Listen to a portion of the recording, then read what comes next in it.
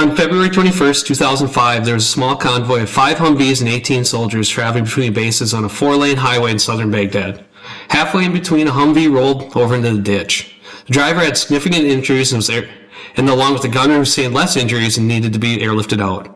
A Black Hawk Medivac was called in along with a local QRF, the Quick Reactionary Force, from a nearby base. The QRF reached him first and helped set up security. Soon after, the Black Hawk landed on the opposite side of the interstate, and the gunner, being less wounded, soldier, and walking, was loaded first, followed by the driver. The driver on a stretcher was being handed over the guardrail by fellow soldiers when there was an explosion next to them. When the dust settled, Sergeant Jesse Lhotka, Staff Sergeant David Day, and First Lieutenant Jason Timmerman were killed, along with multiple injuries, including a QRF soldier that would end up losing his leg, and the original Black Hawk crew. The original convoy came back to the base with 5 less soldiers. I was one of them. Right before the explosion, First Lieutenant Timmerman took my place on the perimeter so I could secure the Black Hawk. Soon after we switched places, there was an explosion. He ended up trading his life for mine that day, and I'll be forever grateful. So today we're going to talk to his mom, Pat Timmerman. I met her 3 years ago. My friend and priest knew another one of Pat's sons, a priest in the same AFC. We met at Perkins for coffee in the afternoon that turned into supper. She knew all the answers I had about her son grew up and what happened after he was killed. I knew her answers about how we trained and operated in Iraq. For the first time in 17 years, I was able to put many of the pieces of what happened in the years before and after that tragedy together. Pat's faith and strength has helped me and my family to heal from Iraq, along with guiding us through other life's challenges. So today, we're going to talk to Pat. Thanks for talking to us. It's a pleasure to be here. Good. Talking with you.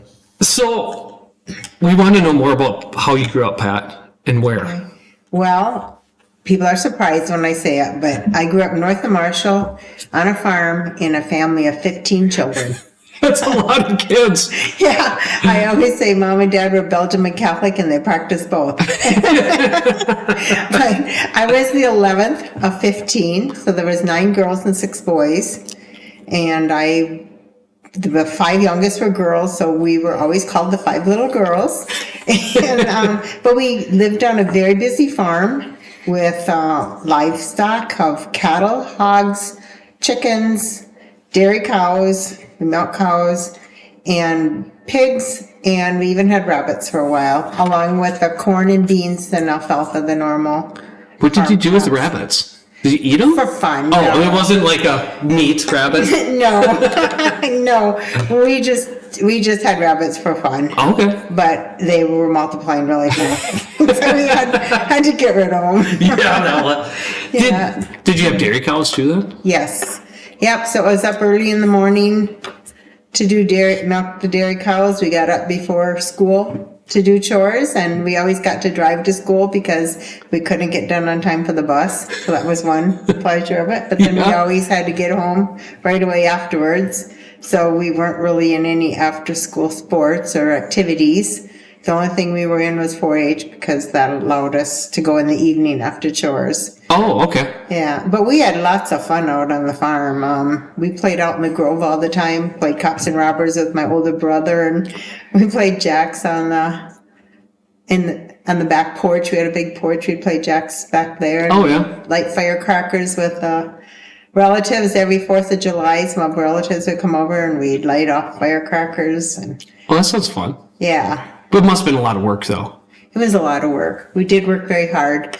But Mom and Dad did not believe in working on Sundays. So Sunday was always a time, the only thing we did for work was chores. And then we went to 8:30 Mass every morning. And that's what seemed to work out in our schedule. And when I was about 8 years old, I was feeding a calf in the morning on Sunday morning. And I had a pail with a handle around it, and the handle got hooked on his head. Oh, and I'm like, you're not going to have my pail. So I pulled back on it. Well, as I pulled back, my finger sliced open on the pail. Oh. So the calf won. He got the pail. I went to the house with my slashed open finger. Well, it was Sunday morning, and we go to 8:30 Mass. So Mom wrapped it up, and we went to church first. And then they took me to the emergency room to get my 5 stitches that I got. But it really taught me that no matter what, you always put Jesus first. Oh, okay. And that really did make a big impact on my life. Even though at the time I thought, you're kidding. You're not taking me right to the doctor. Yeah. It made a big impact on my life. And that's the way Mom and Dad were. Faith was really, really important in our family. Well, it set you up good for the rest of your life. Yeah. It was a good lesson. Yes. And they put us all through Catholic school. Some of them graduated from the Catholic high school, but then pretty soon the high school was only for first through eighth. We didn't have kindergarten when I was going to school yet. Okay. But so I went 8 years there and then graduated from the public school in Marshall. So did you go to the same church when you were a kid as when later in life? Was the same church there? Or? The same church, yes, as it is now. But then eventually I met Gary. Well, I met him quite young. I was in 6th grade because my older sister was dating his older brother. Oh, okay. And they ended up getting married. So I had a crush on Gary since about 6th grade, and he had a crush on me. I have a couple letters that he sent me, and we started dating when I was in 11th grade and Gary was in 12th grade. And we dated for 3 years before we got married. So we were married young. I was just 19 and he was 20. But you had been together for a long time before that to start with. And I knew his family through my sister and her husband. So yeah, but Gary was only about 4 miles north of my place, but he went to church in Green Valley, a small town, a couple miles from his farm. And he went to school in Cottonwood, where I went to school in Marshall. Oh, so you didn't go to school together, though? No. No, but he grew up in a family of 6. He was the 5th of 6, 3 boys and 3 girls. And pretty much the same. They farmed, very busy on the farm, but their faith was very, very strong, too. And during Lent, they would always go to Stations of the Cross on Friday night like our family did. Yeah. But in Marshall, the Stations of the Cross was too early for us to get to for chores. And so Mom and Dad would take us to Green Valley Stations of the Cross, and I knew Gary might be there. So, so I would go to Stations of the Cross. But that was good, too, because I really all my life have had a real love for the Stations of the Cross. And you got to see Gary. And I got to see Gary, that cute kid that I had a crush on. Yeah. So did you start seeing him in like your junior year? Yeah. What time frame was that? Of what year would that have been about? In 1972, we would have started dating. Okay. Yeah. And I graduated then in 74. Did you both stay right around the family farms then? Yeah, I went away to Lhotka for a year for medical secretary. Okay. Afterwards, Gary kind of wanted to go on for schooling, but his dad said, your older brothers went on and they came back to farming anyway, so if you want to farm, you might as well stay home. So he's always kind of sad he didn't get the chance to go on, but he stayed home and farmed. I went up to Wilmer for a year for medical secretary. Then I worked in Marshall. For the summer, we were married that fall. After I was out of OTEC, we were married that fall, August 30th, 1975. And then Gary needed help on the farm, farrowing the pigs and everything. And he said, well, either you work in town and I hire somebody or you can help me. And I said, I'm helping you. So I used my medical secretary work on the pigs.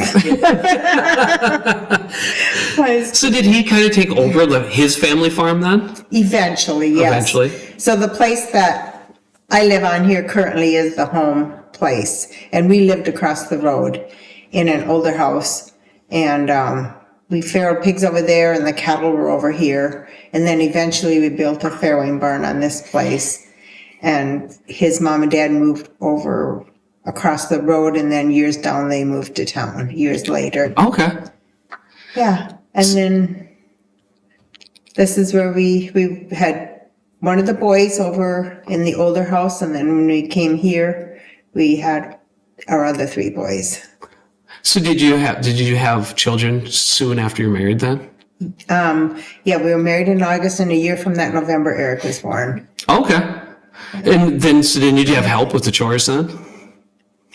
When he was born. He went, after he got a little older, did he start, I bet he started working pretty He young. loved it. He loved being out there. And so then Craig was only 17 months behind Eric. And I didn't dare to leave Eric in the house with Craig when we'd go out and do chores, because I'd get him down for a nap and then I could go out. But Eric was running around the cattle yard with us when he was really little, and he loved it. But we didn't trust him in the house with Craig. Yeah. We were afraid Bring him with you. to tip over his bed. So then you had 3 boys? We had 4 boys 4 boys. altogether. Yep. And how much time was in between from the first one to the last? Oldest one. Eric and Craig are 17 months apart, and then 2 years between Craig and Jason, and then 5 years between Jason and Travis. Travis? Yeah. So then did they all help with the farm work? Oh, yeah. When they were young? Oh, yeah. They really didn't have a choice. They were helping. They were helping, but they did. They all did their part, and were out there helping with us. Okay. Yeah. Eric really liked the farming. Craig liked helping, but his heart wasn't in farming. We always knew Craig would never be a farmer, and Jason loved farming. Okay. Jason, we have a 30-mile driveway, and by the time Jason got home from school, he pretty much knew everything Gary had done that day by what tractor was moved. He would check the fields out on the way home to see if Gary had done field work that day. He knew anything, and he was ready to jump in and do chores, or jump in a tractor was their favorite. Okay. So then was it farming and church too? Were those the big? Yeah, that was the big things, but we had fun with the boys too. Gary didn't believe in working all the time, so we started a game of Belgium roly-boly that we didn't start it, but we joined in. When the kids were little, we would meet with a bunch of neighbors and play a Belgium game of roly-boly. And can you explain what that is a little bit? Roly-boly is between like 6.5 and 8.5 pounds. And So yeah. That's Jason's roly-boly. Bowling. So Jason's is 7.5. You can see there's a bevel on it. And so it's played kind of like horseshoes, really. You're getting from one peg to the next about 20 feet apart. But you bowling this at an angle. And your team has to get the closest bowls to the peg in order to get points. However many bowls one team has close to the peg than the others gets the points. And there's usually 3 on a team, and we play up to 8. But eventually, they started it in Ghent every Thursday night. So Thursday chores got done in a hurry. And we always had cold sandwiches on Thursday night, so we could hurry up and get to Ghent for roly-boly. Roly-boly. Was that like an all-summer event? Oh, yeah. Yeah. And then there was tournaments several weekends throughout the summer, local tournaments. And then there was tournaments up in Canada, Illinois, and Iowa, and a couple times we attended each of those. Okay, so that's what the family was doing. Yeah. That was the fun. Yep. And if we weren't doing roly-boly, we were camping every weekend we could. Okay. We have Camden State Park really close here, and that was our oasis away from home. And if nothing else, if we were busy on the farm and couldn't go any other time, we would get chores done early at night, and we'd head with a camper hooked up to us down to Camden to church at 5 o'clock, and then down to Camden. And Gary could do the cattle ahead of time so that they'd be okay until Sunday afternoon, and we'd come home Sunday afternoon and do chores again. Okay, at least you got time off the farm then. Right. Fun time. Right. And the boys all knew Camden back and forth. I bet. Oh, yeah. Yeah. Jason was a park naturalist in that they would have little programs. I'm kind of jumping ahead of you, aren't I? Sorry. He loved doing all the programs down at Camden. Okay, they had like nature programs. Yeah, and he'd do, if you filled out and did all of these on the list, then you would get a sticker to be a natural park staff. Oh, okay. A park naturalist.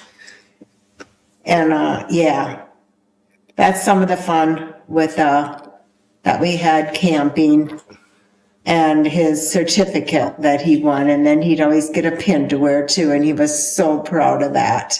Oh, I bet. Yeah. So how old would have Jason been at this time?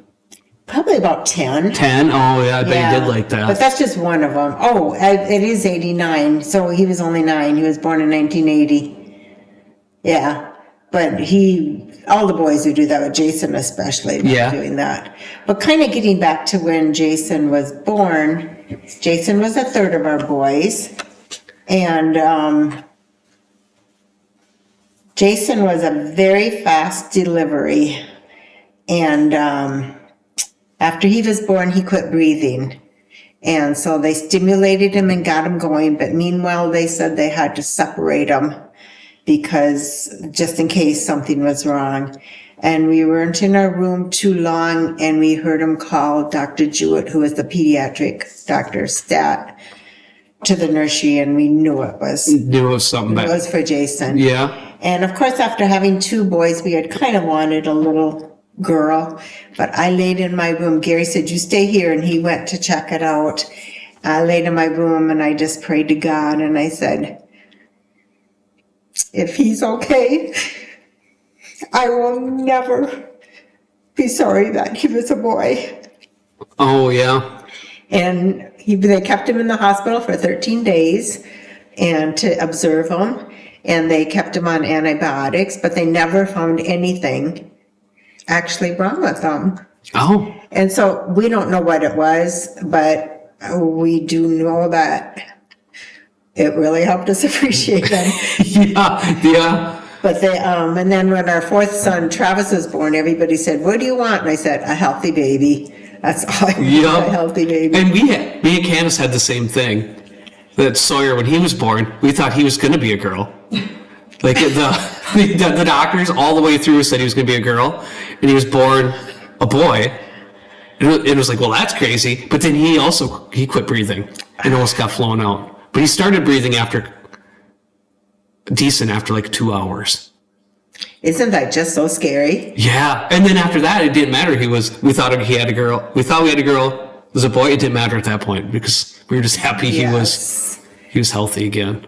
Yes. And then he was a little boy without a name. So eventually he got to be Sawyer Jason. Oh, that is so special. Yeah. That was long before I knew you. Oh, yeah. That was, yeah. So yeah. Sawyer was without a name for like 3 days because we only had girls' names. And then when we finally came up to, we had never thought about a boy name. So he was baby H for like 3 days. And then after, like he was getting ready to get out of the hospital, they made us, like, you had to pick something. And we'd been thinking about it for a long time. And then after, this was in 2007, so it was after our first deployment and Jason passed away, his middle name was Jason. I wanted to somehow get that in there. So we did. That's really neat. Yeah, and that was before we ever met anybody. Yeah. So that was neat. Yeah. But then Jason must have grown up, after he got out of the hospital, he must have done really well. He did really well. Completely 100% healthy. He had a little bit of a speech impediment, and we always wondered if that had something to do with it. Yep. But it wasn't even enough for them to give him speech classes in school. Okay. And so we actually hired the speech teacher from there to stop by our house on the way back to Marshall. And we just paid her on her own to work with Jason, and she did wonders with him. Yeah. But we didn't want that to bother him all his life. And so she did great. But no, he was so healthy. Very, very healthy. Little boy who loved to be outside. He loved dogs. All our boys, we had a dog all the time at home, and he absolutely loved dogs. Did he do pretty good at school then? Oh, yeah. Yeah.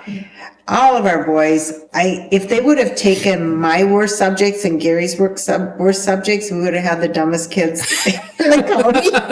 But they took my best and Gary's best, and they've all pulled A's in school, all pretty much straight A's. Oh, wow. We were very blessed. That set him up good for being an officer later. Yes. A lot of college and school. Yes, but our boys were big readers too.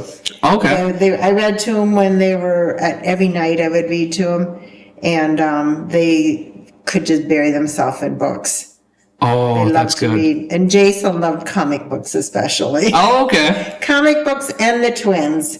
He was a twin fan. When he was 8 years old, we got him a big album to put all his baseball cards in. Yep. And he filled that one and another one and a plastic big baseball that he filled with cards plus extras. And when Kirby Puckett was on the team and they won the World Series, and I don't recall the exact year. 87. 87? Probably. That was a highlight in our household because Jason was a Kirby Puckett fan and we had all the Homer hankies and everything. The whole thing? Oh, yeah.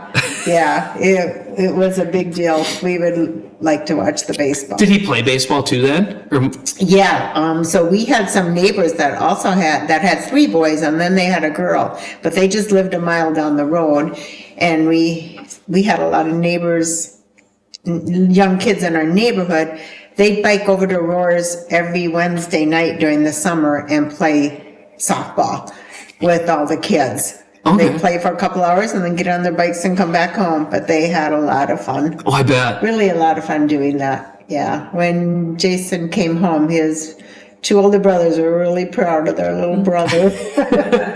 As you can see there. Yeah, that's a fun childhood. Yeah. And his godparents was Gary's sister and her husband. So did they have cousins they had cousins close to then? Oh, yeah. And everybody? Yeah, they had cousins right here. Of course, my sister that married Gary's brother, they're double cousins. They lived about 15 miles away, but they were always the closest to us. Okay.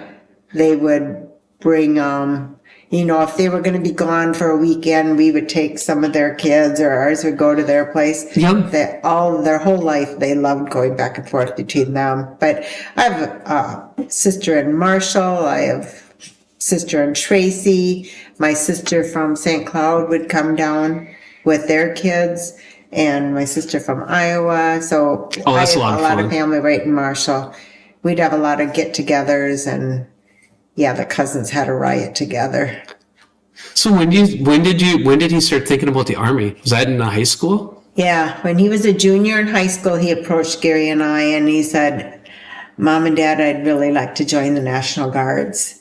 And of course, because of his age, we had to sign for him. Yep. But he really wanted to do it. And at that time, they weren't deploying across seas. No. They were helping locally. I mean, I had brothers that were in the National Guards, and Gary did also. And they were just like help, like with the Tracy tornado, stuff like that. Yeah. You know? Yeah, at that time it was unheard of to go overseas. Yeah, right. It hadn't happened since forever. So he went to basic training after his junior year and advanced after his senior year. Okay. So he was in Marshall unit then? Yes. At that point? Yep, he was with the Marshall unit. How did he do with going as a junior? Did that go pretty good for him? Yep, it did fine. The hardest thing, Jason was just, he had a little bit more of like my side of the family, I would say, where he was a little bit chunkier. And so he liked to eat. Jason was our cookie monster.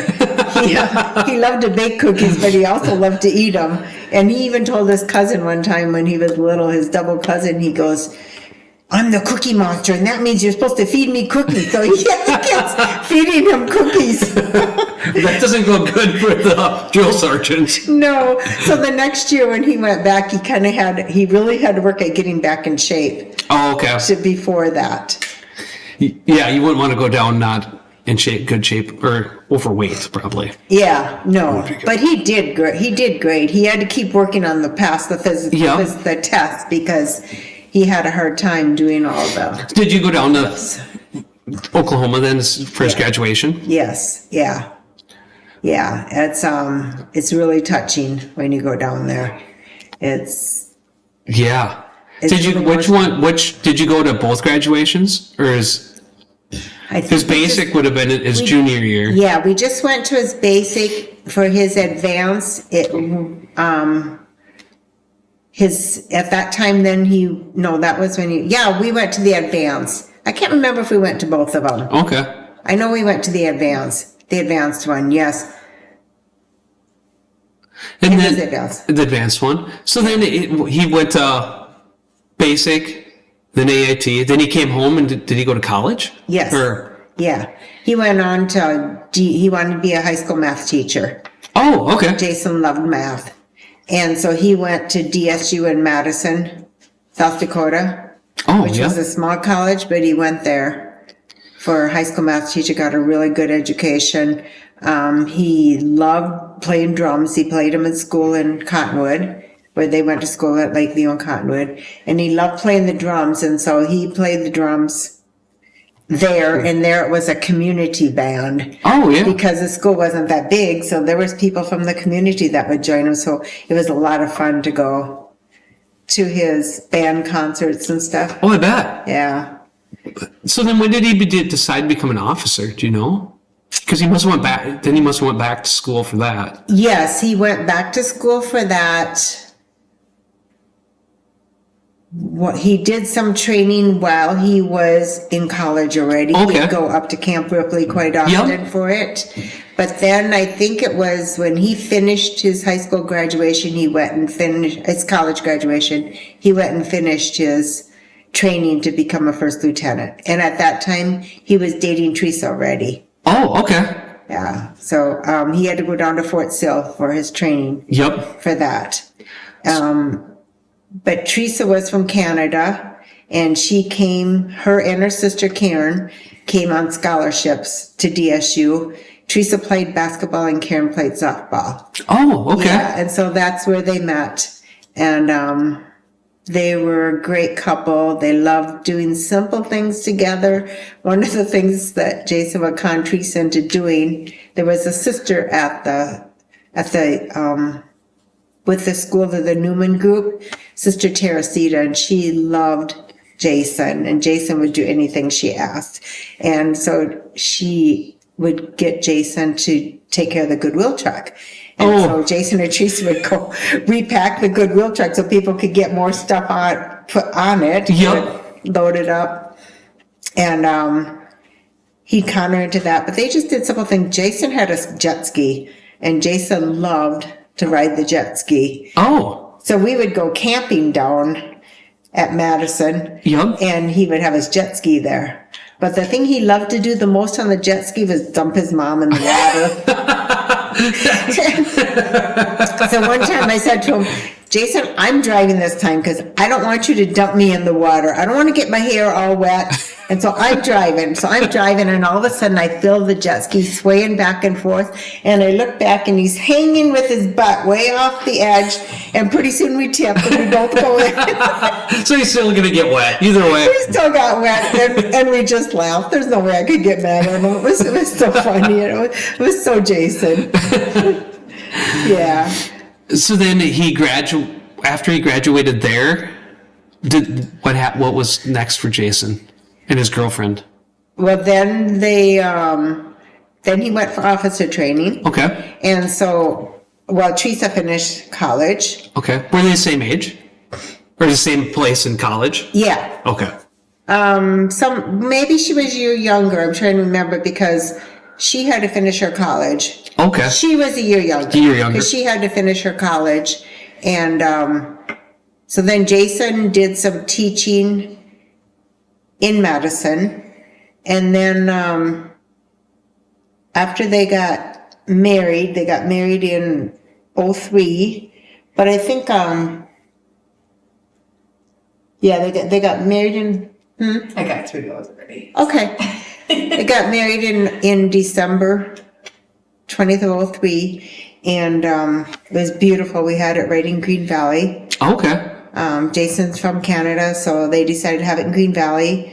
Craig was a deacon, so he could marry him. We couldn't have the full mass because but that was okay. Teresa was Lutheran and Jason was Catholic, so they decided the wedding service without the mass is what they wanted anyway. So Okay. it was a really, really beautiful service. And we had the reception at the Armory and Marshall, which was very fitting for Jason. It was. We got it all decorated up.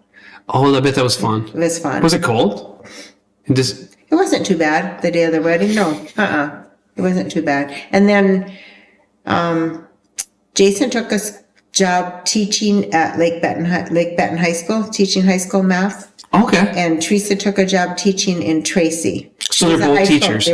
They were both math teachers. Yeah. Oh. Yeah. So that's neat that they had that in common. Yeah. Yeah. And I should mention that, like, after they were married, their honeymoon was with a camper. They went out and traveled.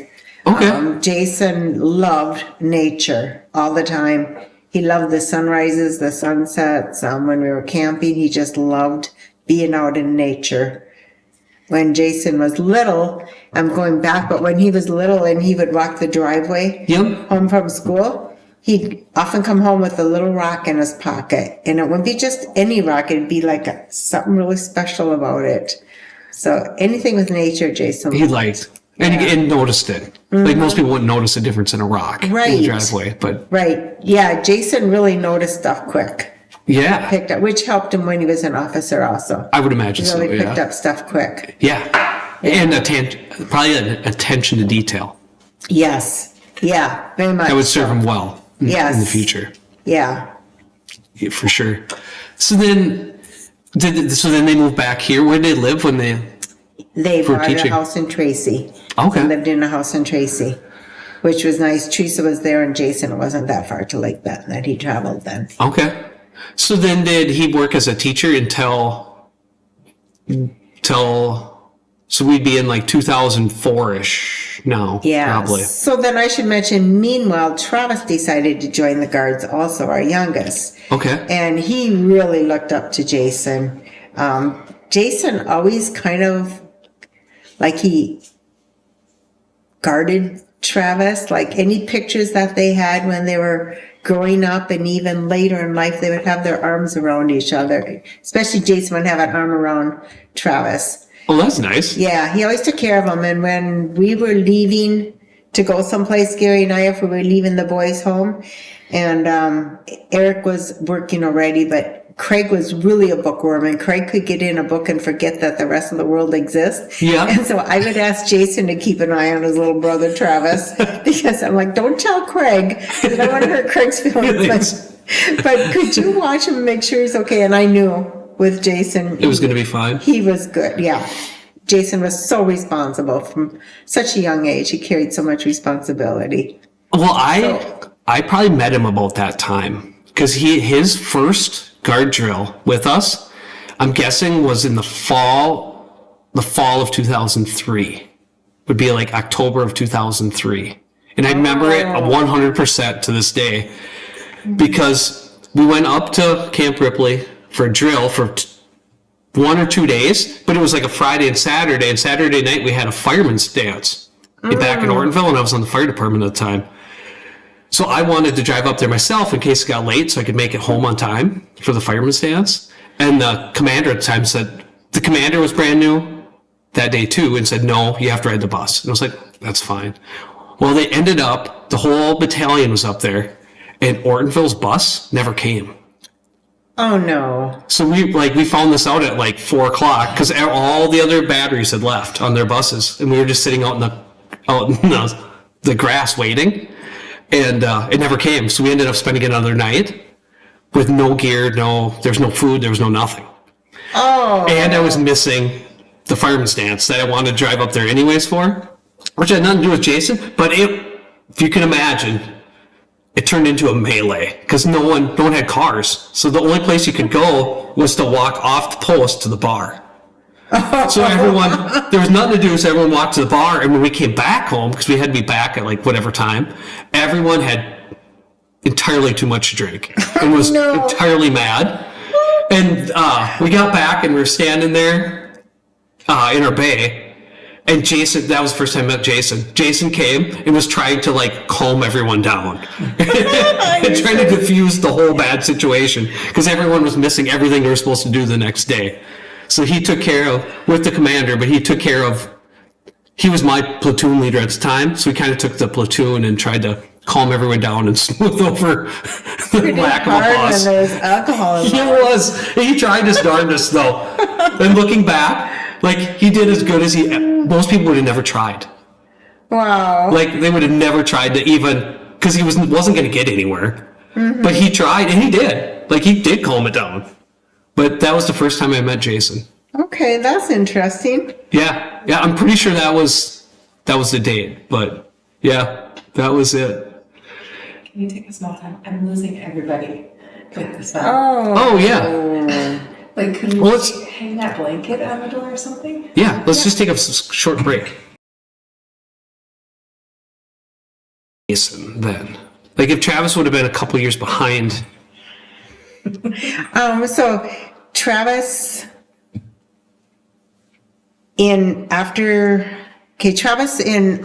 graduated in 03. So Okay.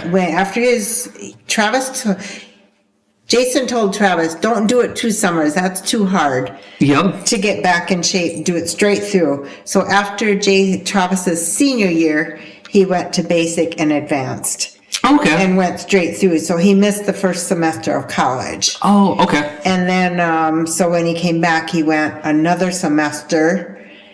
And then that summer, they found out they were going to be deployed that fall already. Okay. So Travis was deployed with a Marshall unit, and Jason had been moved up To Ortonville. to Ortonville as a first lieutenant up there. So did they both tell you that they got alerted separately then? Or together? Together they were when they told us. That was very hard. We kind of suspected it, but to have both of them, find out both of them have to go, Yeah. was pretty tough. But you got to put your faith in God and just believe they're going to come back fine. And we had a lot of kids from our area that were in the National Guards, a lot of guys that got deployed. Yeah, because the whole town, the unit, all the units around here got deployed with us. Yeah. But, so we tried to do as much family stuff as we could before they went camping and all that stuff that we loved doing together. And even before that, back in 2001, right after 9/11, we did a family trip to Rome. Oh, really? Yeah. And everybody was scared of us going right after 9/11. But we had our son Craig was going to be a priest. Okay. And so he was over in Rome already. And we're like, it's the chance of our lifetime to go now. And at that point, nobody had a significant other.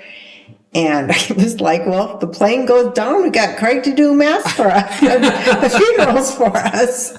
But we went and had a terrific time. We had so much fun in Rome. It was just great. We spent 2 weeks over there. Okay. We toured Rome. We got to Craig like almost right after we got there the next morning, had a private audience with Pope John Paul II lined up for us. Oh. If that isn't humbling, that was really, really awesome. And at that time, Pope John Paul, everybody thought he was really failing in his health. Yep. But when you looked right at him, because we each got to go up, he'd give us a blessing and he handed us all a rosary. And so he had so much life in his eyes, and he had the bluest eyes, just like my dad. Him and my dad could have been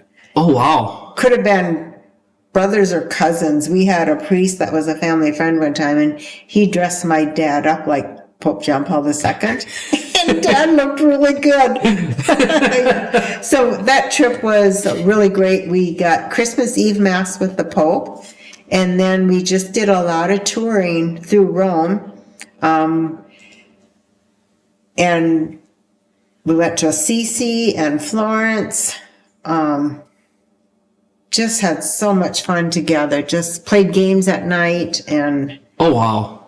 had really that was best trip we could have ever done. Well, it's a good thing you did it. It's a good thing we did it. Yeah. We look back at it now, and it's a good thing we did it. We were debating because it cost, a fair amount to take the family over there, but certainly not sorry we did. No. Yeah. We had never really done much for trips, Black Hills and stuff like that, up to Itasca State Park, but we hadn't done roly-poly tournaments. We probably did, but we did not international. The internationals are Marshall.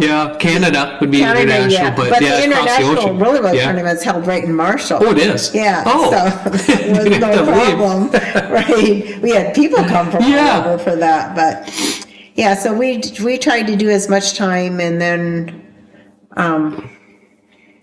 then Jason and Teresa actually, when Jason went for finish his officer training down in Fort Sill,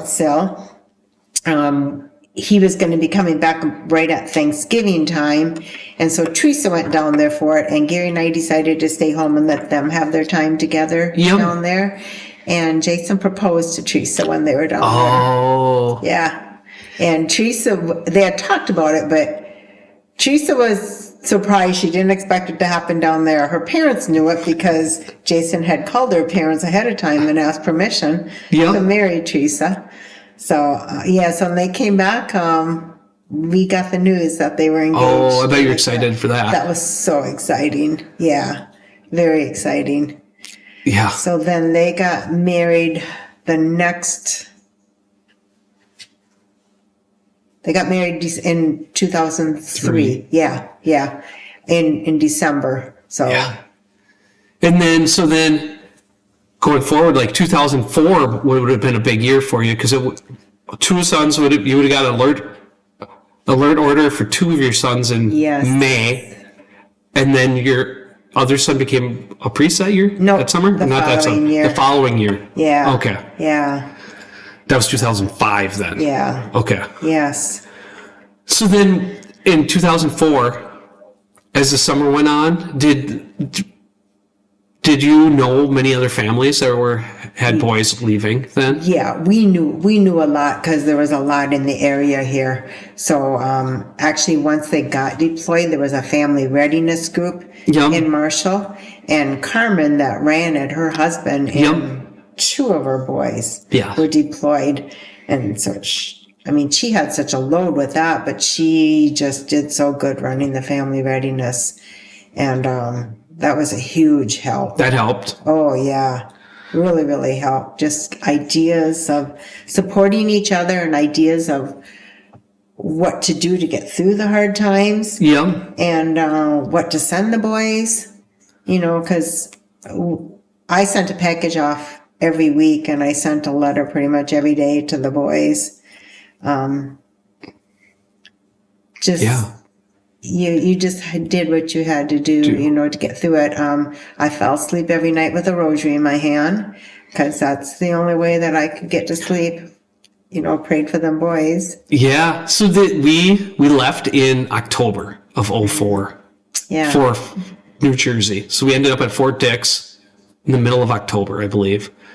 So did you ever hear much from them when we were there? That was pretty busy. It was pretty busy. We didn't get too many phone calls, and it seemed like at that time we didn't have cell phones yet. Yeah. And it seemed like every phone call we got, we were at Roly Bully.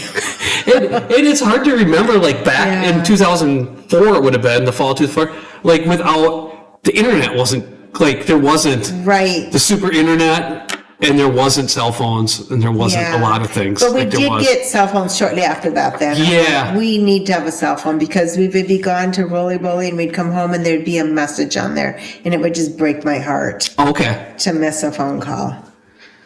Yeah, I think I got my first computer with internet.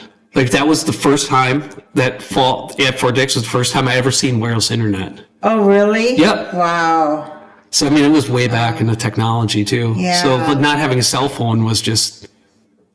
Yeah. That's just the way it was at that point. Right. So, were you able to talk to him A little bit, though, in New Jersey. Yeah, we did get to talk to him a little bit. And Jason, we always told him, Teresa comes first. You know, if you have time to call us, we want to hear from you, but Teresa comes first. So Travis, we heard a little more from, but he was a little younger and wasn't quite as good at calling. Yeah. Probably heard just as much from Jason as we did from Travis. Yeah. Yeah. He's at that age when they're, you know, he was 5 years younger Yeah. than Jason, and it's, Yeah. That's the way it is. yeah, that's where they are. Yeah. Yeah. Well, in New Jersey, like, I don't remember much about Jason in New Jersey because we were so busy. And I was a sergeant at the time, and he was a lieutenant, so we didn't really mingle very much. But the one thing I do remember was when we got done, when we got done training, we got like, at the end of all the training, there's kind of a ceremony that you're done with training and you're ready to go to Iraq. It was like, we're done training. Like, we'd done so much of it, we were just sick of it. And we got done with it, and the next day, Jason came, and the platoon sergeant came and said, we're going training. And it's like, there's no way. Like, we just got done. We were just gonna lay here. We're gonna lay in the racks and just sleep for a while. And we didn't. We went back in training, and we trained, and we trained, and we trained some more. And like, other people, from a sergeant's perspective, were just laying around. Like, the other lieutenants were making their guys do this. But it paid dividends in the end. Like that extra training and keep doing it saved people in the end. So he was right. At the time, we didn't like him for it, but he was 100% right. He was so concerned about his soldiers. Yeah. He only wanted the best, even though it didn't seem like it. As a sergeant, when he wanted to be sleeping, it did not. But looking back at it, and even after he passed away, like looking at it and how much worse that could have been, like it showed. Like his caring at the beginning of it paid off dividends. Yeah. And that's what I remember of New Jersey with him. Good. That it was, he took it seriously, and it was really good. When we were talking about Travis when he went through the guards. So when Jason graduated, Travis came down. Were you able to show the pictures yet of the boys at the wall on the deployment? The two boys. Well, I did show that one, but I dropped it. That's okay. That's okay. So he came down for Travis's for Jason's when Jason graduated from AIT, yeah. And then that was taken by the same wall when Travis graduated from AIT. And Travis was so proud to have his brother down there as a lieutenant at that time. Oh, I bet you could. Yeah. And Jason always said, Travis, I'm your brother. You never salute me. But all of his friends had to salute his big brother. Oh, I bet that was something else. If I would have had a big brother as a lieutenant at AIT, that would have been something else. Oh, yeah. He was so proud of that. But we have a lot of boys from the area that went on and neat services before the boys were deployed. That's us when Jason graduated, Gary and I. And then Jason and Teresa, the day that they left. They had really neat services, ceremonies around here, but our church, that was all the boys between Conwood and Green Valley Church that were being deployed from the area. Okay. And we had one fellow that's our priest in the middle. He just loved those boys and he was so good for them. And that's Jason and Travis together with Father Paul. He was so good to the kids. We had one fellow that served in Vietnam. Okay. And he lost a lot of his military brothers in Vietnam. And when he shook the kids' hands, he couldn't even say anything. I bet not. That would have been hard. Yeah, and he told us later, he said, I just knew all these boys going, somebody wasn't going to make it back home. Mm-hmm. And he had lived that in Vietnam. It'd be harder knowing what's coming. Yeah. Like, we didn't know what was coming. Yeah, right. Like, right. No idea. Yeah. It'd be a lot harder to, if you knew. Gary with Jason after Travis graduated. But Jason wanted to take us up on this mountain because that's where he had proposed to Teresa. Oh, okay. So he wanted to be up there. And that was the day they left, Gary and I with Jason and Gary's mom and dad, Andrew and Mary. That was the day they got on the bus? Yeah, that was the day they got on the bus. And that was Jason on one of the military pictures. So Travis actually left in September, and then Jason left in October. Yeah, because Marshall left a little bit before we did. Yeah, right. Yeah. Yeah. So did Jason come home? We got a few days off at the end of our training in like December. Did Jason come home for that? Yep. Jason came home, and we got to have our Christmas with him and Teresa at that time. Oh, that was nice. Yeah, that was really nice. Yeah, where Travis was over there already. Yeah. So I suppose you couldn't have Travis or had already came home and left by the time Jason We did. had Christmas with Travis early before he left. But he left in September, so. Okay. And then I mailed him stuff, and Did Travis ever get to come home? Did he come home for a couple days in between New Jersey and Iraq? I can't remember if Marshall did or not. I don't remember him coming home at that point. We got to and we were really lucky.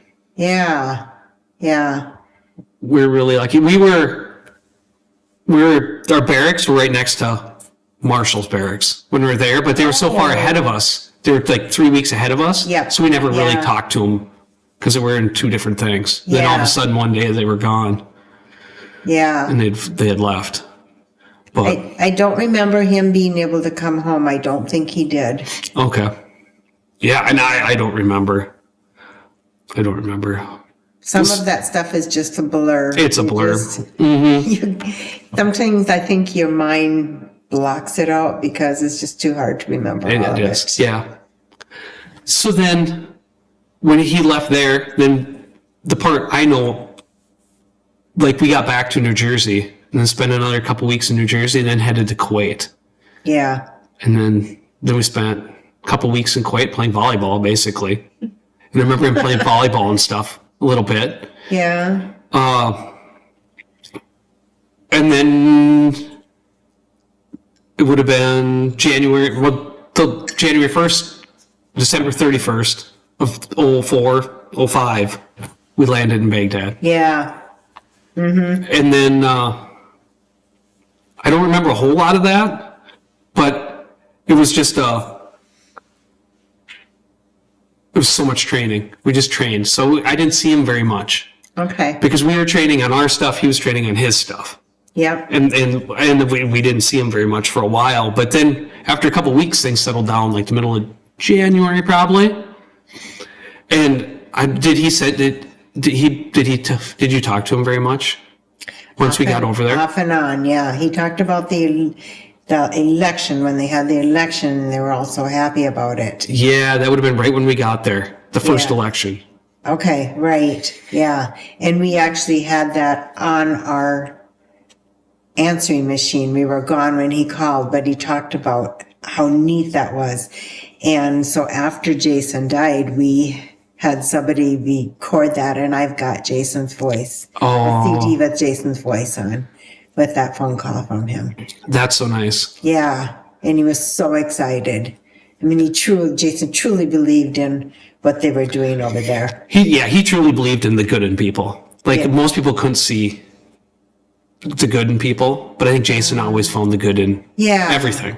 Yeah, he just seemed to, no matter who they were. Yeah. So I don't have a lot of memories in that time, but one I do have that I would like to share is I went to church every week. On Sundays we went to church, or I did, and I was almost the only one that went to Catholic church. But then when I got to church, Jason was always there. Because we'd walk over at different times or whatever, he would go earlier. And I think almost every time I was there, he would hand books out.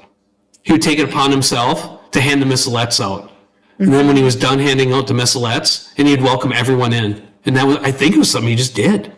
He loved doing that. After he was gone, no one did it. But while he was there, he always handed out the missilettes and welcomed everyone in. And then we'd sit by each other and have mass. And then after mass, we'd go eat supper.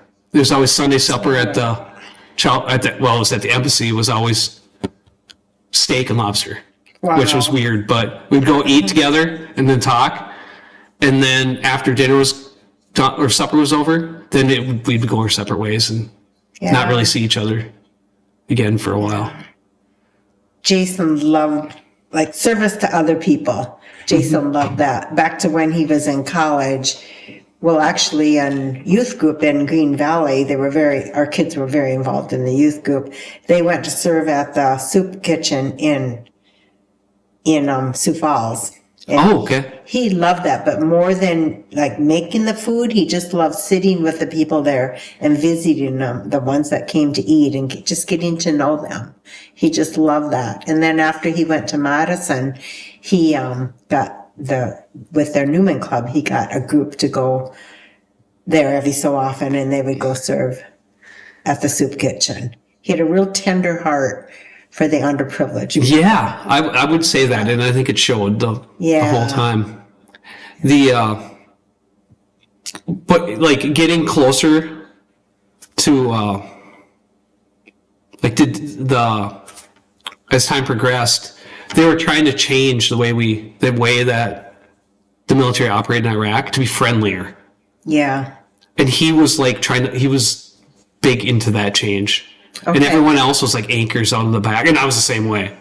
Because to make it less violent for the people of Iraq, you had to take way more chances. Mm-hmm. To not possibly injure a civilian, you had to take way bigger risks as a U.S. personnel. And Jason really believed in that. And there was not many people that did. And so the day that he ended up passing away, there was 5 vehicles. He was the gunner in one of those vehicles, so he was on top of the vehicle, which was not even close to his job. Mm-hmm. He should have been inside the vehicle, but he wasn't. He was a gunner because he wanted to prove to the other gunners it was possible to be less violent. Wow. And when the feedback he was getting was it wasn't possible because no one wanted to. But he believed that it was possible. So that day he took the gunner spot to prove and to see for himself if it could be done and how it could be done. And that's why he was up there. That's why he was the gunner that day. Because he should have never been up there. Mm-hmm. But then after the vehicle rolled over and he was still gunning, but then he wasn't leading like he should be. So he was up there for maybe 2 minutes, and then he switched with somebody else. Sure. So that he could get out of the vehicle and start leading like his job was. Yeah. But yeah, that was his big thing. That even up to that day, that he was gonna make it a kinder U.S. Army. Wow. Yeah. Yeah, and thinking back, it was amazing because after he got killed, there was a lot of not good feelings about being kinder and gentler. Oh, yeah. People wanted, not retribution, but that went away.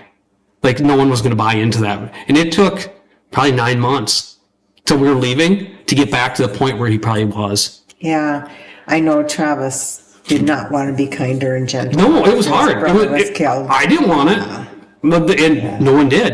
And then that happened, and it proved that we couldn't. It proved people we couldn't be kinder and gentler, but it eventually came back to it. Eventually came back to it. It took a little side venture, but it came back to it. But yeah, I think that was just shows how good he was.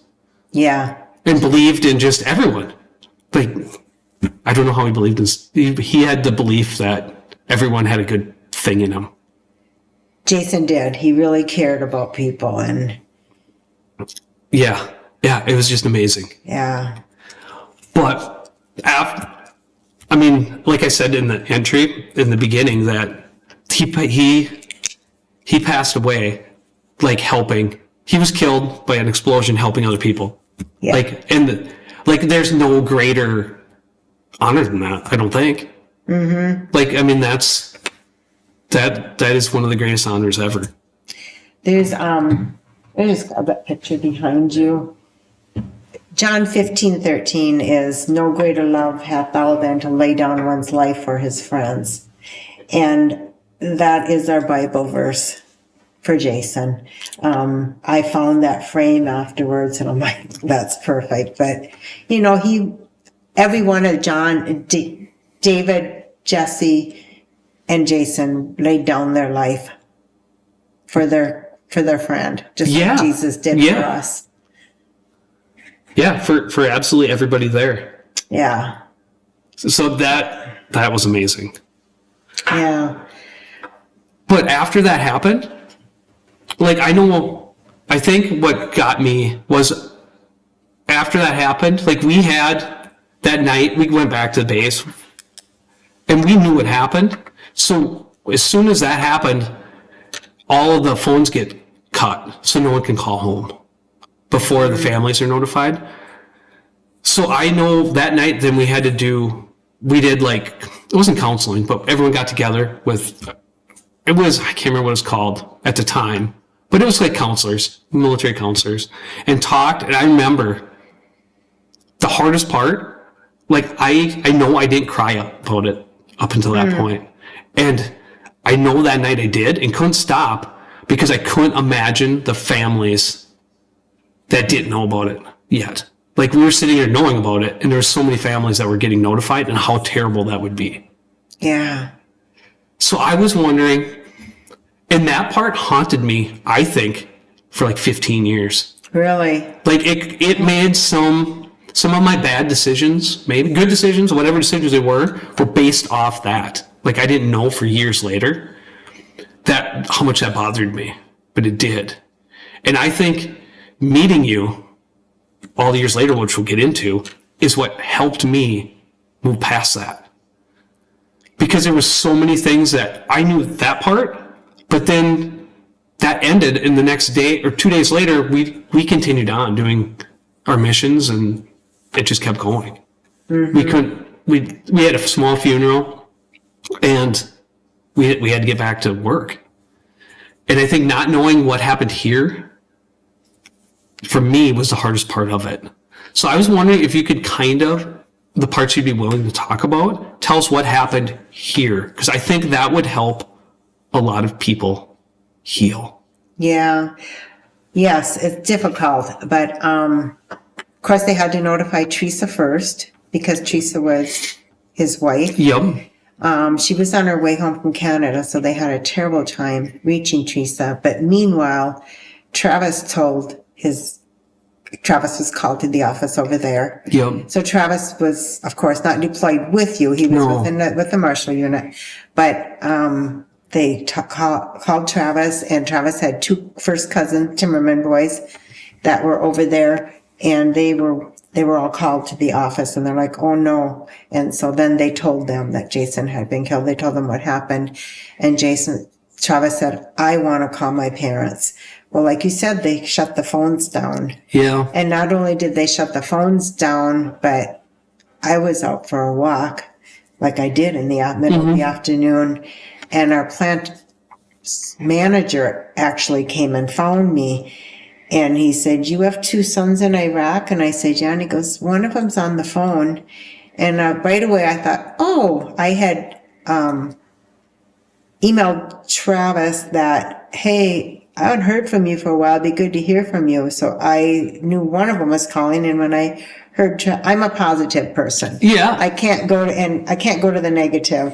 I always have to think the positive because that's what gets me through life. And he had a really hard time getting a hold of me. And finally, I just went running to the front office where the call was, and it was Travis. And I said, Travis, it's so good to hear your voice. Is everything okay? And he said, yeah, Mom. but there was an accident and Jason was in it. And I said, is he going to be okay? And he said, no, Mom, he died.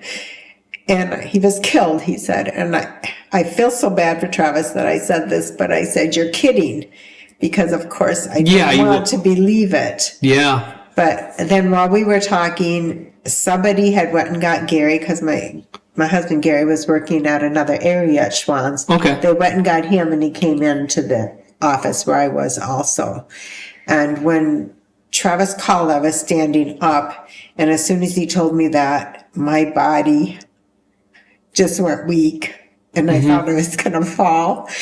And I said to one of the girls, I need a chair. And so I was talking to him, and then Gary walked in, and they let us talk to some of the officers after we talked to Travis to kind of figure out what was going on. And of course, I was very concerned about Travis. Oh, I bet. There, and they assured us that they would get him home as soon as they could. And so Gary got to talk to him for a while, and then we left and came back home, and then we had to call our kids.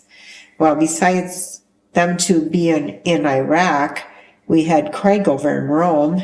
Oh, he was in Rome at the time? Yeah, Craig was in Rome. Oh, I did not know that. Yeah, he was doing his study. He had done his major seminary in Rome. And so he was still in Rome for that. And so the only one we had in the United States was Eric up in LA. And Eric was engaged at the time. So we called Eric first. And to this day, I cannot remember the phone call to Eric. He's told me, and it's like it blanks out. I just can't remember that call. But I remember how terrible it was. And of course, him and his fiance, got stuff together and came home right away. And then we called Craig in Rome, and we said, Craig, you need to we knew another priest from our diocese that, he wasn't a priest at that time, but was going to be a priest also. And we said, you go get Mark, and you have Mark help you and be with you. Yeah. And so they got a flight lined up for Craig to come home right away. And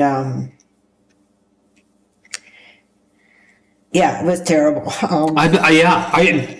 There would be no explaining that.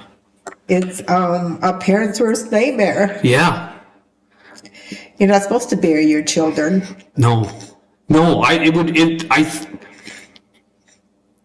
it would have to be the nightmare of the town.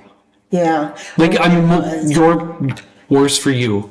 But I think it seemed like the whole part of the state was grieving at the same time. Oh, yeah.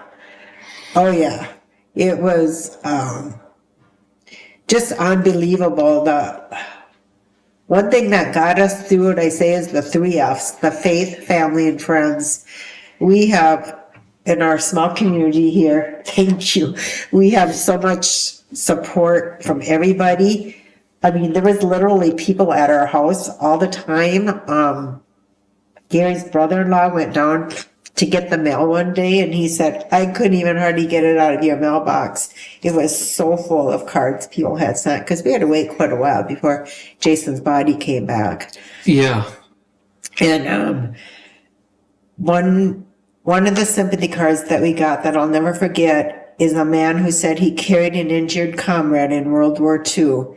And when he heard this, he just wanted to write and tell us he was thinking of us. And we had, never knew him before. Yeah. But that's how much people reach out to you. We had more food here than we knew what to do with. And I couldn't do nothing. I would just, I bet. But it was a couple, when we were still waiting for Jason's body to come back, and I can remember where we were standing in our house, and Gary looked at me and he said, not that it makes it easier for us, but he said, Jason's the lucky one. He said, he's with Jesus in heaven. And he said, most of us wait 60, 70, 80, 90 years to get there, and Jason got there in short of 25, because the next month Jason turned 25 in heaven. That's pretty amazing faith. Yeah.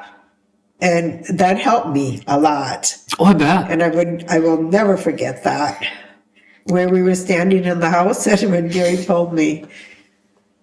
Yeah.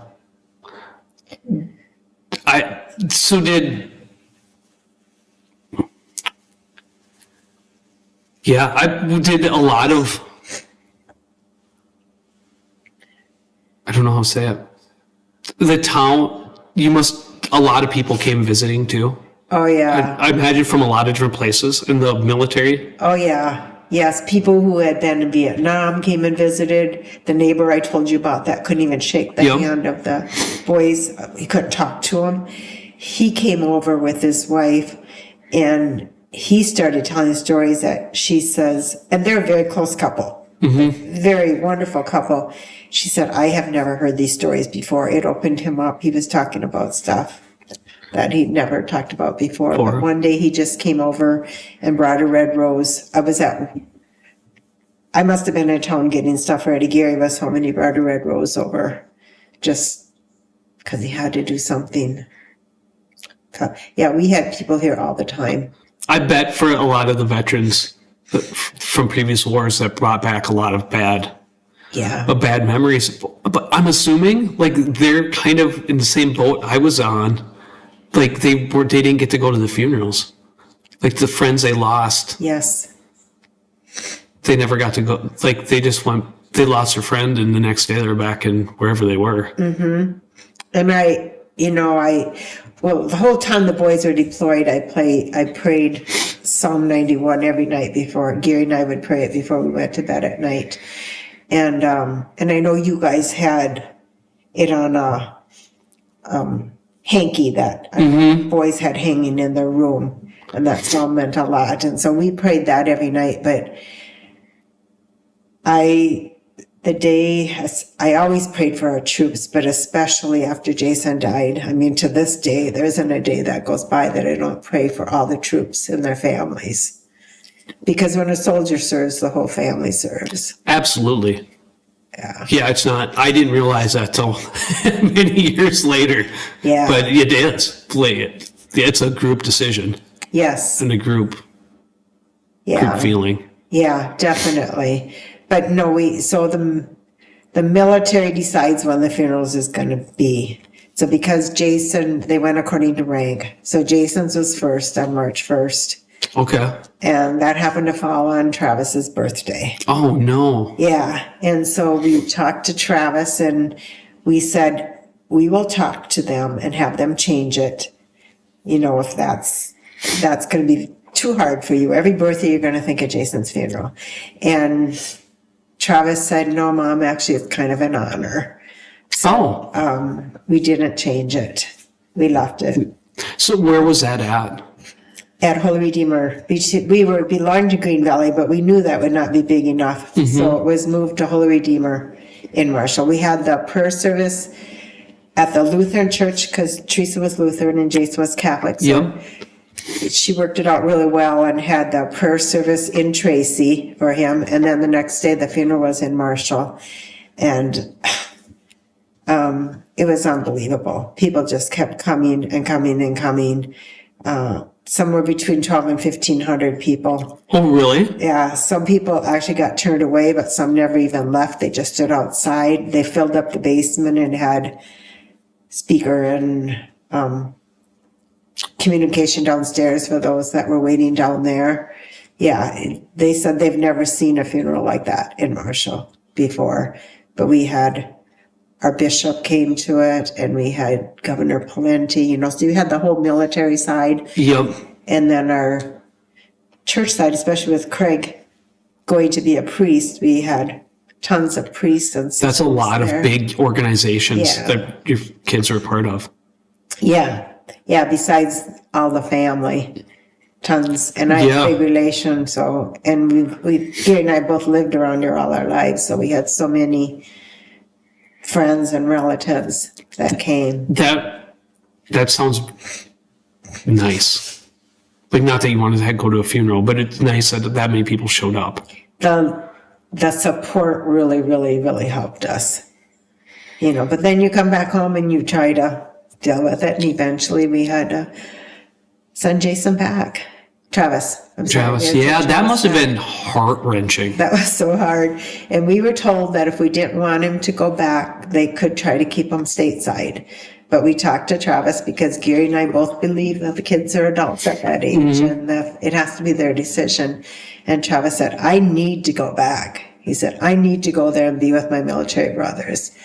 And so that's what we did. And when we put him on the plane,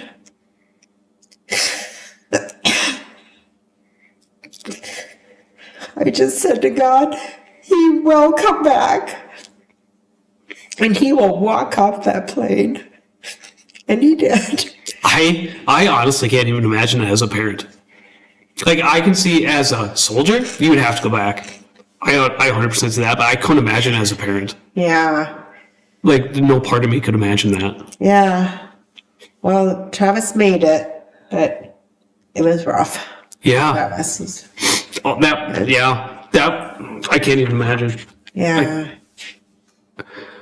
Did, he got to stay home for a couple weeks then, probably? Yeah. I don't remember exactly the day he came back, but yeah, he was home for about 3 weeks. So then he never came home again because With leave. that was technically his leave. So then, it was quite a year, 2005. My mother died a month after Jason, which we weren't expecting, but she had been in the nursing home for a while. And so she died a month after Jason. So that was very hard. I mean, That would be, another loss. yes, yeah. But in a little way, to me, it was kind of comforting knowing that she was with Jason. And I don't know who was taking care of who, if Mom was taking care of Jason or Jason taking care of Mom. But they were both two fun people up there. Yeah. And then our Pope died shortly after that, Okay. which I'm like, wow, heaven's really good now. But then Craig was still being set to be ordained that summer. So on July 2nd, Craig was ordained in New Ulm. And Travis was in Iraq. He couldn't come home. Yep. But he did call right before the service. They came and got Gary and I out of the church, and he had called Craig, and we got to talk to Travis. Oh, that makes the day a lot less That helped stressful. so much. But it did. Yeah. And then in August, Eric and Lisa were married.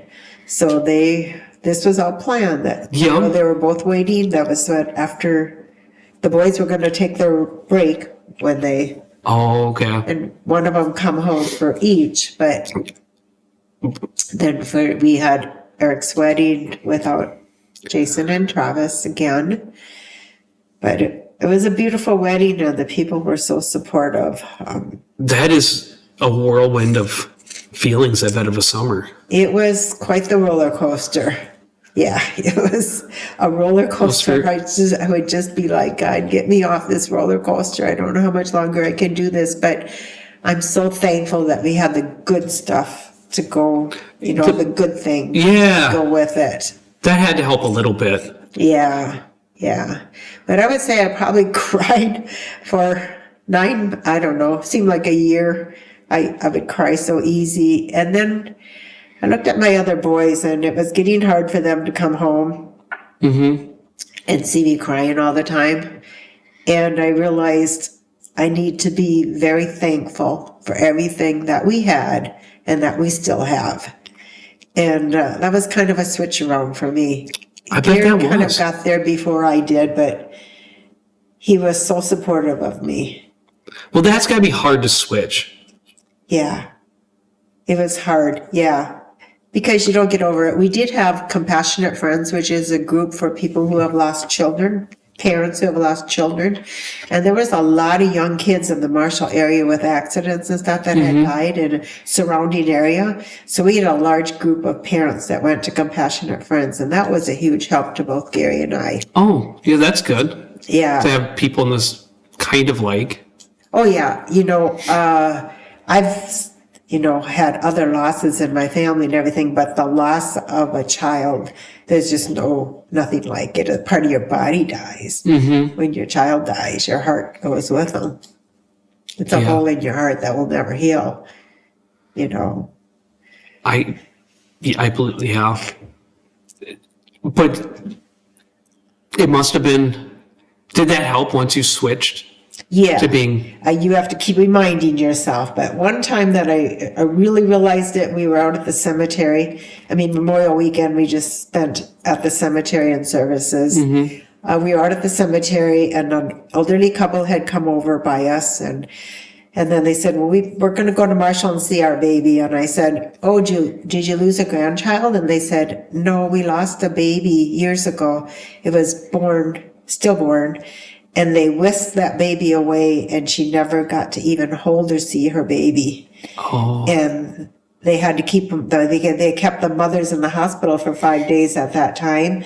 And they would have the funeral right away. So there was a netting over the baby because they didn't really know at that time what it died from.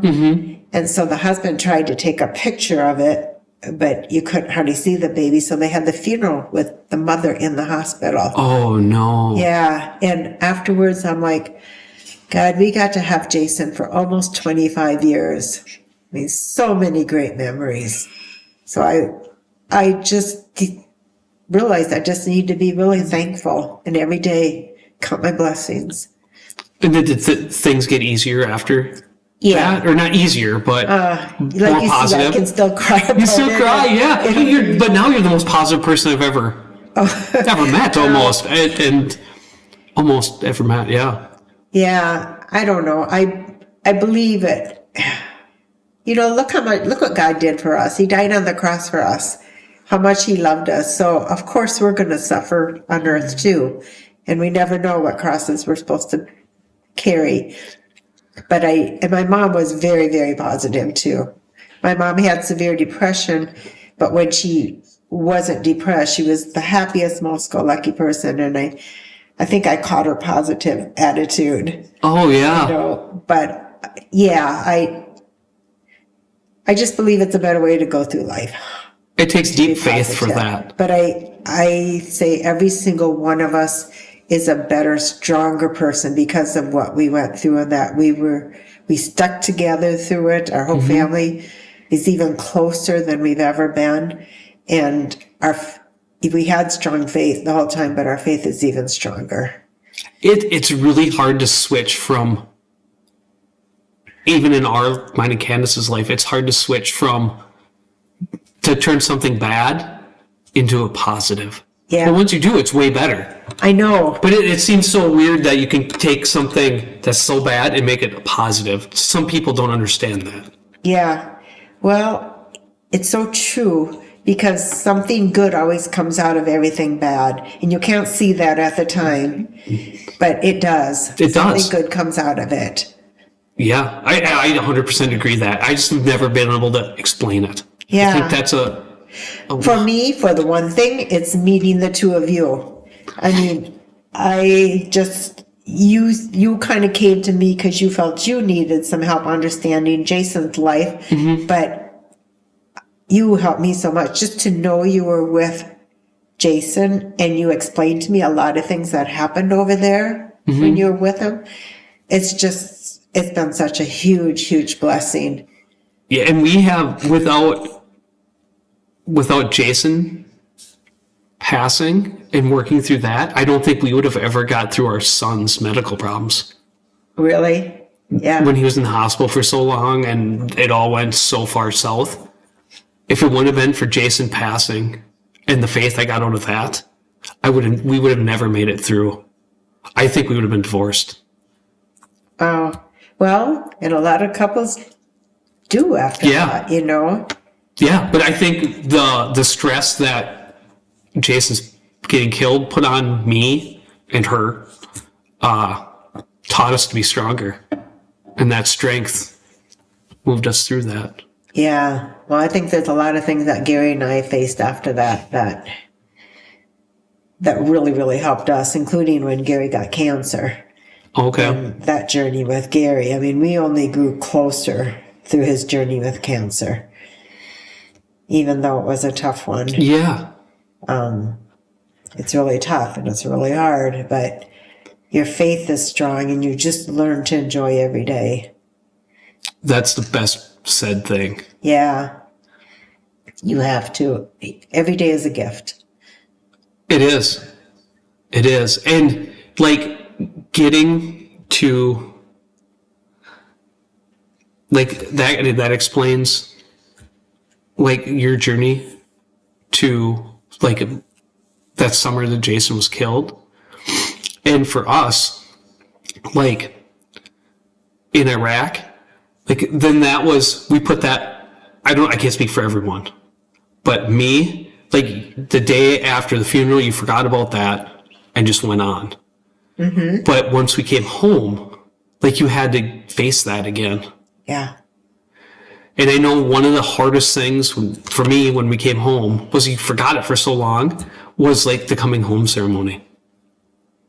For me, was the best thing, the best feeling I've ever had, along with the worst feeling I've ever had, combined into one feeling. Wow. Because for us, did you go to the... Yeah, we did come up to Jason's homecoming. We wanted to do it to support the rest of yous. Yeah, and that had been so hard. It was a very, very bittersweet thing. It was very difficult. I can't imagine. I can't imagine going to that. I honestly can't. Because in one breath, I can remember the gym was so loud with clapping and stuff that I remember I think it was a general talking, like, said that, like, close your eyes and, like, remember the sound and the feelings of coming home. And everyone was like clapping and stomping so much. And it was by far the best feeling I've ever had. Mm-hmm. But I remember that leaving, like, a few seconds later, thinking, like, the guys that got killed, parents and wives are here.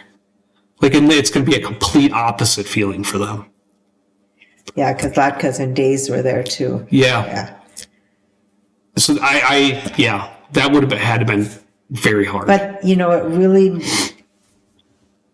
I really worried a lot about the soldiers back there. And when Travis came home the month before, mm-hmm. I could have just as well hugged a robot when I gave Travis a hug. You guys shut down your feelings, because that's the only way that you can survive. It's survival of the fittest. You look mm-hmm. out for your buddy, and then you look out for yourself. And it was, that's what Travis did. And yeah, Candace would probably, I didn't know, like, it was just normal at that point. But Candace probably knew more of that than I did. It took a long time to work through all that. A long time.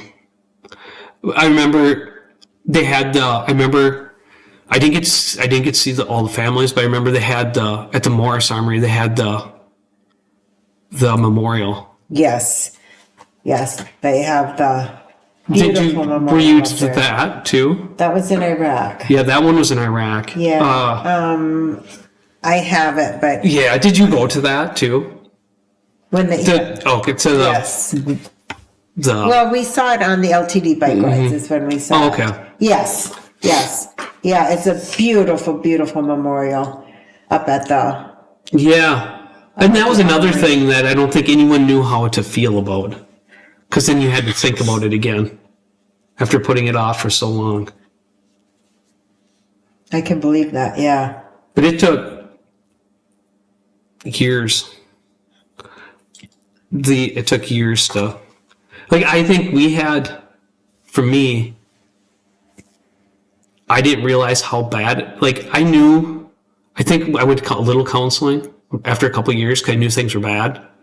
But then I quit because I didn't like the VA. And then Sawyer had all his problems, and we got through that. But I think Candace could attest to more, but I don't think things were great. Like, between us they were, but I think for me it wasn't. But I think I could operate under most circumstances. Like, I could hide it good enough until I had a friend that committed suicide in 2015 area, and that ripped the Band-Aid off of everything. That did it, huh? That did it. Like, then I couldn't function anymore. But that's what got me to counseling. And from that counseling, like, it took forever, but it took a lot of counseling and a lot of talking to people. And between that and talking to more people was how I finally got enough courage. Like, I had come to Green Valley to the cemetery to Jason's gravesite on Memorial, like on different days throughout. Whenever I felt whatever, I'd drive down, and I was always hoping to see someone that knew him there. Like I knew the chances of that were zero, but I like needed the, like, just to see that like life did go on. Yeah. And it took me another 5 years after, like, I started getting counseling to finally to get the courage to talk to Father Brian, because I knew your son Craig they would talk at some point to ask him if it was okay to call you. Yeah. And I think that took the most something that I've ever had. Like, I think that was at the point where things were getting to be better than they were when I left, mentally. Wow. And when Craig called me and said, Mom, this soldier wants to, was with Jason, wants to talk to you, would you be willing to meet with him? And I'm like, Craig, I pray for the soldiers. There isn't a day that goes by that I don't pray for all soldiers and veterans. Of course I want to meet with him. And what a blessing. What a blessing came out of that. I think that was the most nervous I've ever been. Other than when you asked me to do this interview, right? Yeah. This is the second. The first one was it was so nervous. But I think we met at Perkins and talked for like 3 hours, 4 hours. I thought it was going to be like a half an hour. Talked 4 hours. And when I left that day was the best I had felt ever. Like, then I knew that, like, the families did move on. Like, it wasn't good for them, but they were okay. Okay. Like, I can be okay. Like, if the families can be okay, then I can be okay.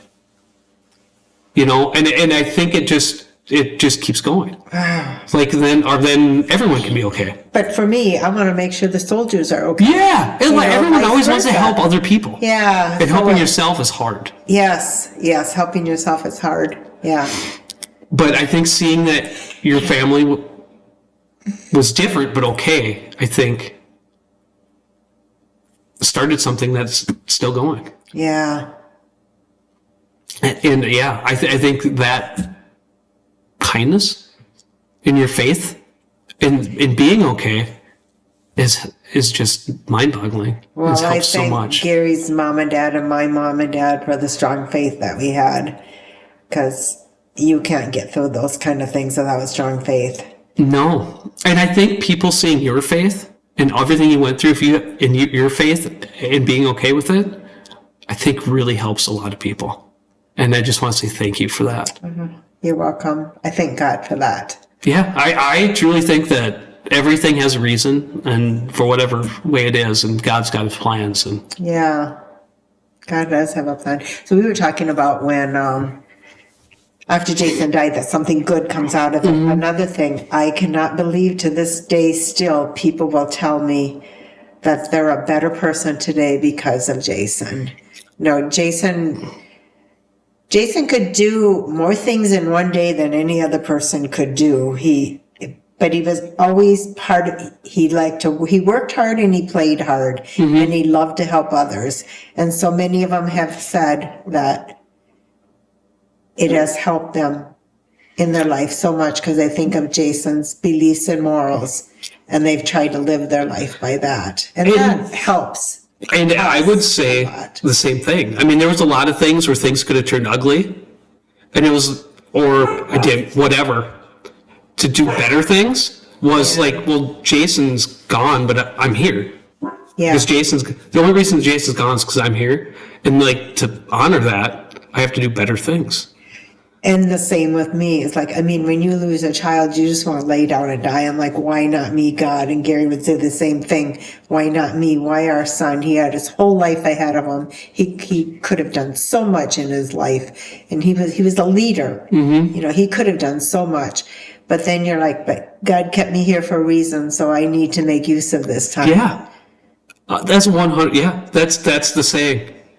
If he lets you stay here, to make good use of the time. Yeah. And not wallow in it. And one of the things that I've really found that has helped me help other people is that I've became a grief share facilitator. So that's a group for people who have lost loved ones. And after Gary died in 2020 from cancer, I was asked to take that course. And it's a 13-week DVD. It was started by parents who had lost 2 children of their own and realized that people really need help through grieving. And so I took it, and it helped me tremendously. I had lost 4 brothers already and mom, and we had lots of losses. But, and of course Jason, but it helped me tremendously. And then I was asked to facilitate, and I did, and it's been such a blessing, and now I'm on the core team for it. And it's just amazing how the people come there the first time and they're so hurting, but they actually reach out and help each other throughout the 13 weeks, and they walk away stronger than when they came, and they can see their way through it. That's a lot of lives you touch because of what you've been through, and went on a positive side of it. You took the positive approach, and you probably couldn't even count how many people you've helped. Because when you help one person, that probably helps the whole family, helps the whole family. But on the same point, every one of us facilitators will say that they also still help us. Oh, yeah. We're all still grieving our losses, and it helps us also to go through it. So it's a two-way, just like our relationship. Absolutely. Yeah.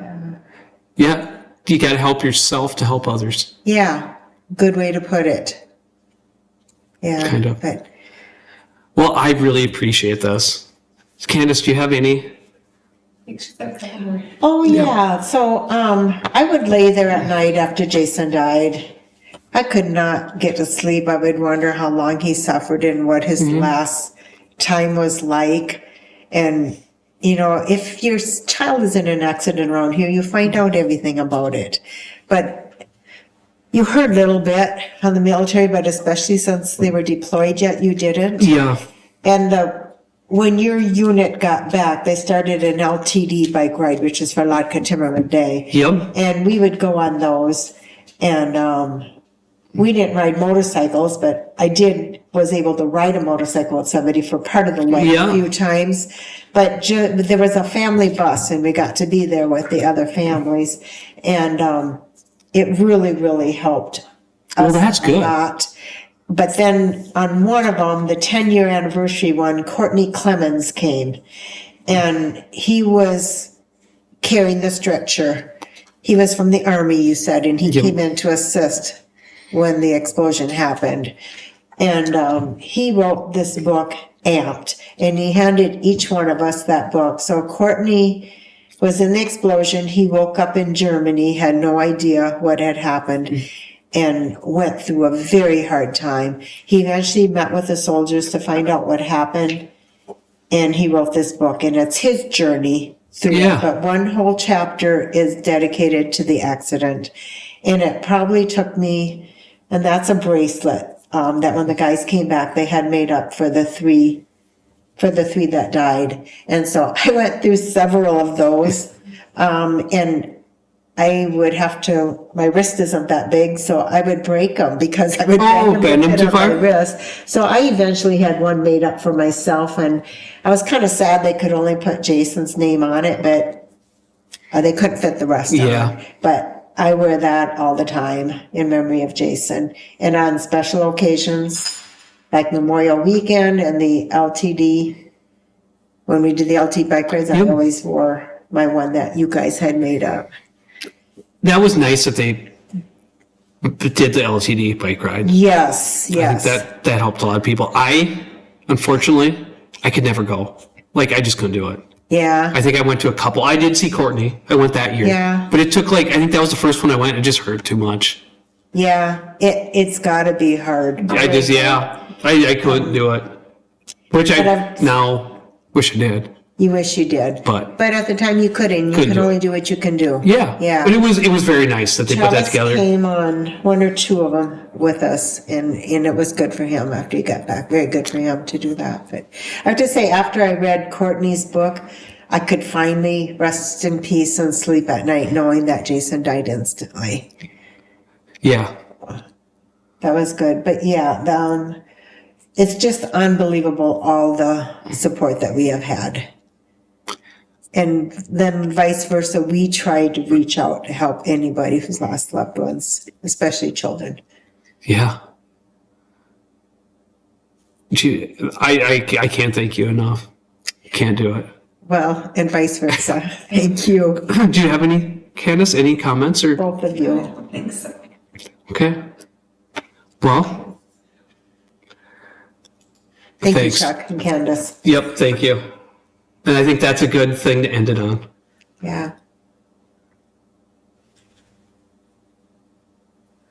Great guy. Yeah.